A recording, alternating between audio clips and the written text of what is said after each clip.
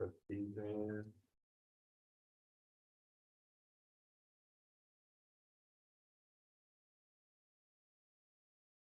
All right. Hope everyone's doing well. Welcome, welcome, welcome. This is Thursday. I'm Carlton Brown. I am a personal development and life transition specialist. I help people navigate confusion and stress that comes with change so they can, sorry, hold on, I got the feedback. And so they can enjoy the moments that matter and with more energy, more vigor.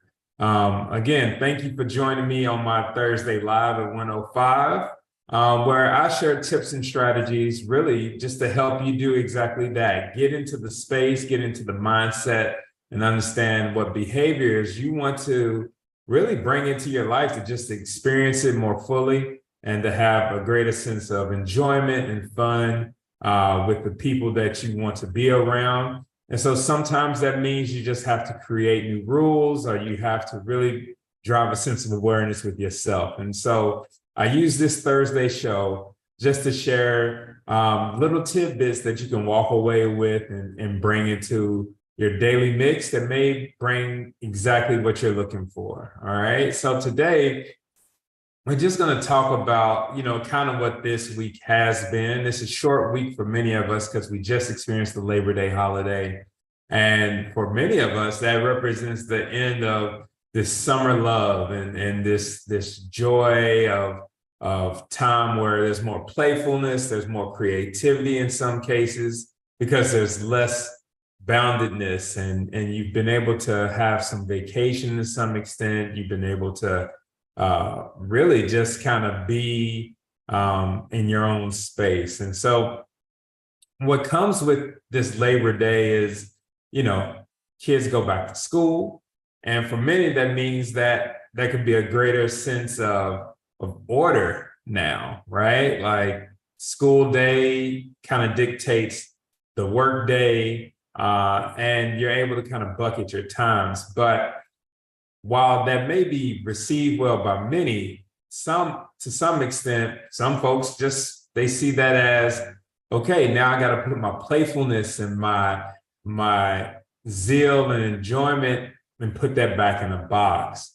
And so with the moments that I have with you today, I wanna let you know, like that enjoyment and that zeal and that zest, it doesn't have to go away. But it is a real thing that happens when we have Labor Day. So let me share some tips that are really just going to help you keep that sense of enjoyment going forward. So what typically happens is, there are three things that I will really want to make sure you're aware of, right? One, the first thing is that as you get to Labor Day and you start to realize, like, hey, there are some things that are going to be changing.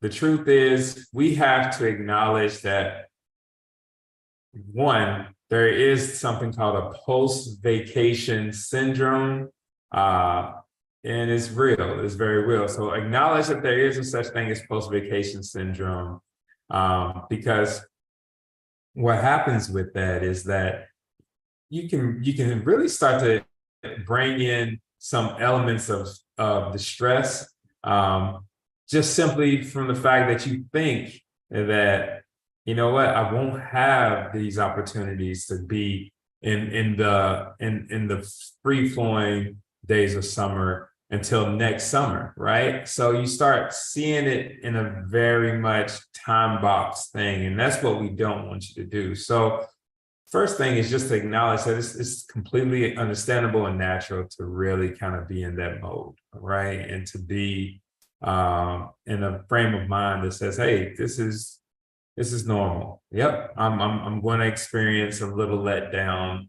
and that I have to get back into a more regimented routine mentally.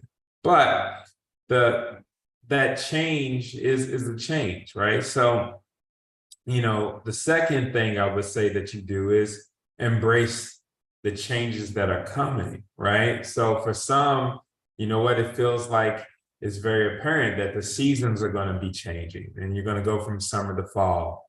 The other elements that change are the amount of commitments you may have and the type of commitments you may have, or there could be other things that really just you're super aware of that may be shifting for you as this summertime and this date and this particular phase is ending. But the best action that you can apply is really some active, non-active action is what I would describe it as. And that means just taking the moment to embrace the changes that are coming, whether it's the weather that's shifting, and you typically may embody that thought like, oh man, I'm going from being outside to inside, or if it's the daylight and the amount of daylight that's shifting, and now you're gonna be like, oh, it's gonna get dark earlier. Like all these things kind of register in your mind as a shift, as a change, and they may have some downstream effects. But if you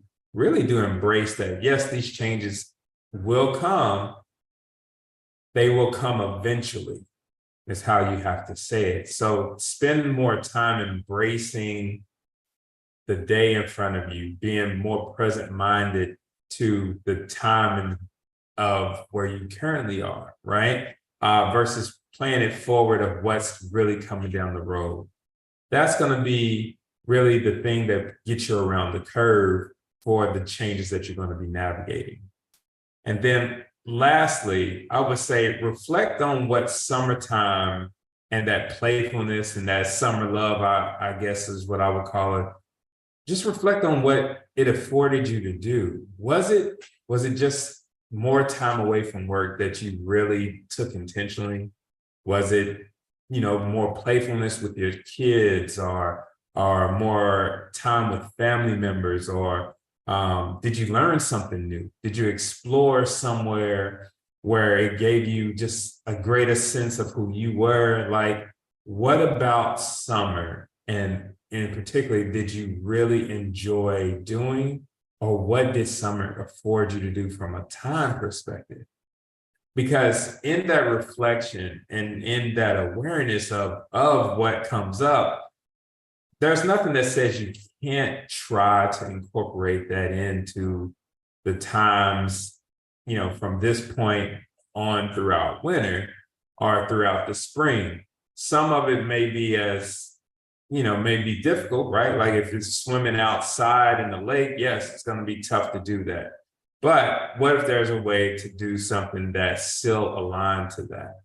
To maybe just swimming in general, if it's the activity of swimming, or what if it's still being outside in nature and instead of swimming, taking hikes in the fall, walking different trails in the fall and winter time, or early springtime, or just really unpack what that is for you.